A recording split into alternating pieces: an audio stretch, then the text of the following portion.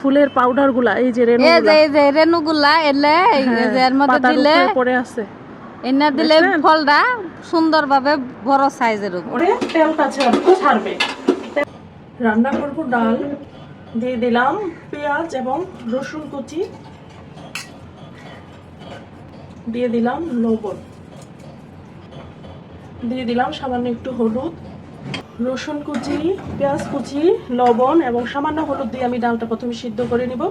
তারপরে আমি পরিমাণ মতো পানি দিয়ে দেব।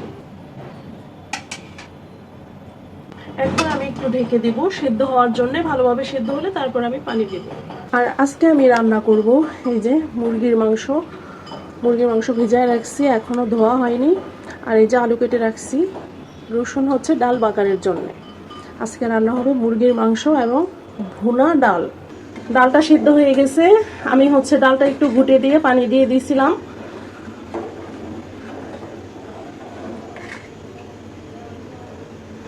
আর পাশের চুলায় এই যে তেল বসাই দিচ্ছি, 2টা শুকনো মরিচ দিয়ে দিলাম। ডাল বাগারের জন্যে আমি হলো পেঁয়াজ আর রসুন ভেজে নেব, কারণ ডালটা হয়ে গেছে, এখন বাগার দিয়ে দিব।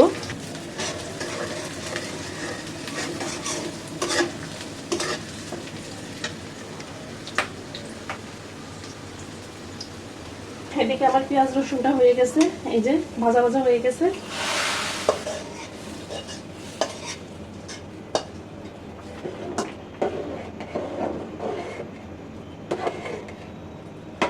ডালের জালটা এখন বন্ধ করে দিব। এই যে হয়ে গেছে ডাল।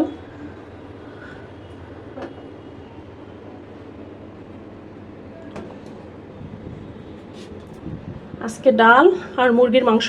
আর আপনারা মোটামুটি যারা সবসময় আমার ভিডিও দেখেন তারা জানেন যে ডাল আর মাংস হলে আমাদের ঘরে আর কিচ্ছু লাগে না। ডাল রান্না তো হয়ে গেছে, এখন আমি বসাই দিব মুরগির মাংসটা। দিয়ে দিলাম তেল, দিয়ে দিলাম পরিমাণ মতো পেঁয়াজ,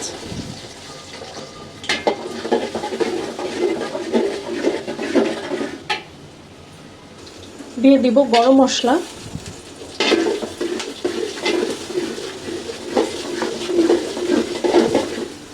এই যে পেঁয়াজটা আমার ভাজা ভাজা হয়ে গেছে, একদম বেরেস্তা হয়ে গেছে। এখন আমি আদা রসুন বাটা দিয়ে দিলাম। আদা আর রসুন আমি একসাথেই বেটে রাখি। দিয়ে দিলাম হলুদ, দিয়ে দিলাম মরিচ, ধনিয়া, দিয়ে দিলাম লবণ। মশলাটা তেলের মধ্যে একটু ভাজা হলে তারপর আমি পানি দিয়ে দিব। আজকে মুখে কথা আটকে যেতেছে কেন? দিয়ে দিলাম পরিমাণ মতো পানি। মশলাটা অনেক সময় নিয়ে কষাইতে হবে, কষানো হলে তারপর আমি মাংস এবং আলু একসাথে দিয়ে দিব। মশলার সাথে আমি আলুটাও দিয়ে দিব, কারণ এটা হচ্ছে লাল আলু, এটা সেদ্ধ হইতে অনেক সময় লাগে। এখন আমি মাংসটাও দিয়ে দিব, কিন্তু 2-1 মিনিট আগে আমি আলুটা দিলাম, যাতে আলুটা ভালো মতো সেদ্ধ হয়। কারণ যেহেতু এটা ব্রয়লার মুরগিটা অনেক তাড়াতাড়ি সিদ্ধ হয়ে যায়, কিন্তু এই আলুটা সিদ্ধ হতে চায় না। এর জন্য আমি 2-1 মিনিট আগে আলুটা দিয়ে দিলাম।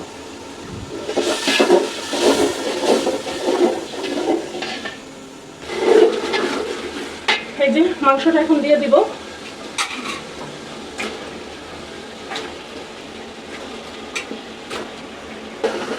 মাংসটা এখন আমি একটু জোরে নাড়া দিয়ে দিব। আমার না আস্তে আস্তে নাড়া দিতে ভালো লাগে, আর একটু জোরে নাড়া দিলে শব্দ হয় বেশি। তারপর আমি মাংসটা একটু জোরে জোরে নাড়া দিই। এই যে দেখছেন সুন্দরভাবে মিশে গেল। 5 মিনিটের জন্য আমি ঢেকে দিলাম। 5 মিনিটের বেশি আমি এটা ঢেকে রাখবো না। 5 মিনিট পরে আমি এটা নেড়ে চেড়ে যখন একদম কষে আসবে তখন নামাই ফেলবো। মাংসটা হয়ে গেছে প্রায়। এখন জিরার ফাঁকি দিয়ে আমি নামাই ফেলবো।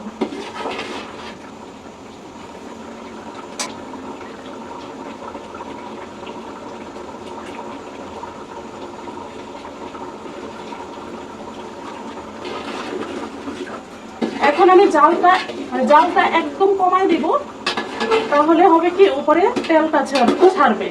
তেলটা ছাড়লে আমি চুলা থেকে নামাই নেব।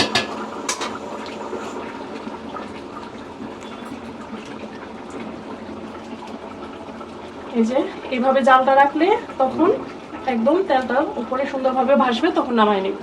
এই যে মাংসটা দেখেন তেলগুলি উপরে ভেসে আসছে। এখন আমি চুলা থেকে নামায় ফেলবো। একদম বিয়ে বাড়ির বাবুর্চিদের রান্নার একটা ফ্লেভার আসতেছে।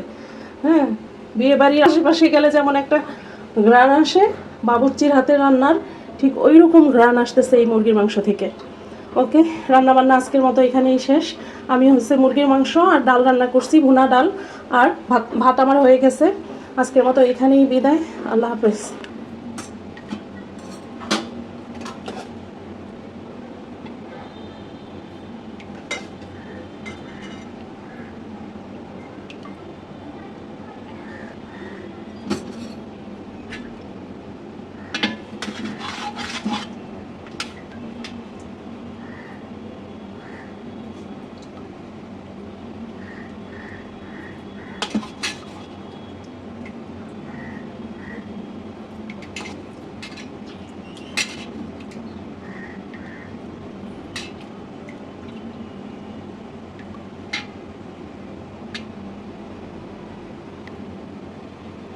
কি সুন্দর ফল ফুটছে। এত রাত্রে হলো আমরা ড্রাগন ফুল পলিনেশন করতে আসছি। তখন ফুটে নাই। হ্যাঁ, এই ফুল থেকে ওই ফুলে নিয়ে আসেন, কিছু হাতে করে নিয়ে আসেন। কিন্তু আজকে দেখি যে ফল আরে ফুটতে আরে এড়া হয়েছে। আবার এই ফুল থেকে কিছু নিয়ে এটার মধ্যে দেন, আবার ওইটার মধ্যে দেন। কত বড় ড্রাগনের ফল, ফুল ফল না, এটা ফুল। ফুটতে এটা ফলই তবু। এই দেখেন হাতের মধ্যে পাউডার গুলা কিভাবে এই যে কি সুন্দর হাত দিয়ে পাউডার মাখায় দেন, হাত দিয়ে হালকা করে মাখায় দেন। এখন এখান থেকে আবার নিয়ে যান, ওই ফুলে দেন। নেন, ওই যে ভিতরে আরো আছে, এখানে আরো আছে। হ্যাঁ, অনেকগুলা করে নিয়ে ওই ফুলে নিয়ে যান। এটা বেশি বড়, ওইটা এখনো ফুটে সারে নাই। বড় এই যে দেখেন কি এই যে এটা আরে মনে হয় যে শাপলা ফুলের মতো বড় হয়ে গেছে। আর কেমন ঘ্রাণ আসতেছে মনিমা, সেই গেরান রজনীগন্ধা ফুলের মতো গেরান। দেন একটা ছবি তুলে দিয়ে, এদিকে তাকান, এদিকে তাকান। কি সুন্দর গেরান, মনে হয় আসলেই অনেক সুন্দর গান। ড্রাগন ফুলের কিন্তু মানে অনেক মিষ্টি গান। হ্যাঁ, কিন্তু দুঃখের বিষয় হলো এই ফুলটা রাতেই ফুটে, রাতেই হয়ে যায়। খুব ফেভার আসতেছে। আর এই যে কালকে যে ফুলগুলো ফুটে গেছে সেগুলো একটু দেখান। এই যে কালকে আমরা ছাদে আসতে পারি নাই, এই যে এখানে 2টা ফুল ফুটছে, কালকে বেশি ফুল ফুটছে। এই যে 2টা ফুল ফুটছে, ওই যে ওই পাশে ফুটছে 2টা, মানে সাইডটা ফুল ফুটে গেছে। কালকে আসছিলাম মানে সকাল টাইমে, বিকাল টাইমে আহি নাই। বিকাল টাইমে আহি নাই দেখে অঘটনটা ঘটছে।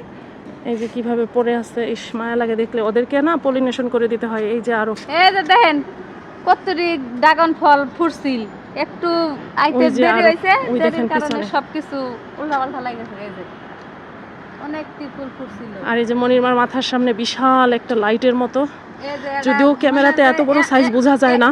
এনার্জি বাতি আছে না, এনার্জি বাতি। যাদের বাসায় ড্রাগন গাছ আছে তারা তো জানেই ড্রাগন ফুলের সাইজ কেমন হয়, একদম ড্রাগনের মতোই বড়।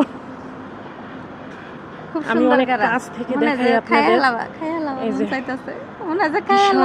বিশাল বড় মানে 4টা-5টা শাপলা ফুল একসাথে করলে যত বড় সাইজ হবে।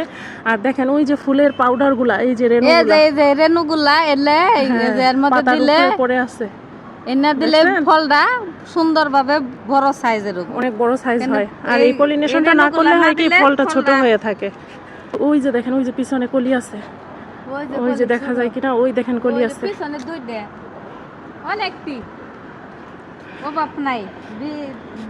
তো এখন আমরা হচ্ছে বাসায় যে ভাত খাবো, খাওয়া দাওয়া করবো। আপনারা থাকেন, চলে যাবেন না, ভাত খাওয়া দেখেন। আপনারা থাকেন, আবার এর মধ্যে আরেকটু দিয়ে দিবেন নি পাউডার আছে তো, কিপটেমি করেন কে? কোন আবার কিপটেমি করলাম? কালকে বেশি ফুল ফুটে গেছে, কালকে আসলে ভালো হইতো। আচ্ছা ঠিক আছে, ঠিক আছে তাহলে